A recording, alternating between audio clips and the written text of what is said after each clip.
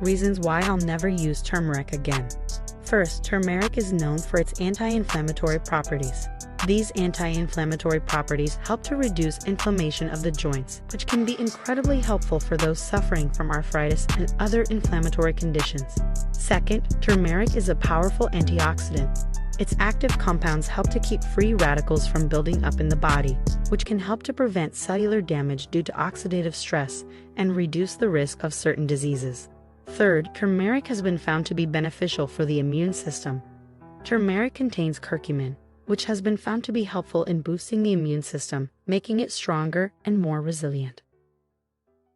Fourth, turmeric may also have a positive effect on brain health and memory. Studies show that curcumin, an active compound in turmeric, may help to improve cognitive function and reduce the risk of Alzheimer's and Parkinson's diseases. Finally, turmeric may also aid in digestion. Turmeric has been found to be helpful in soothing digestive issues such as indigestion, gas, and bloating. So there you have it. These are just 5 of the many reasons why I will not use turmeric again. Click link in bio and visit blackveganshop.com to order these amazing herbs.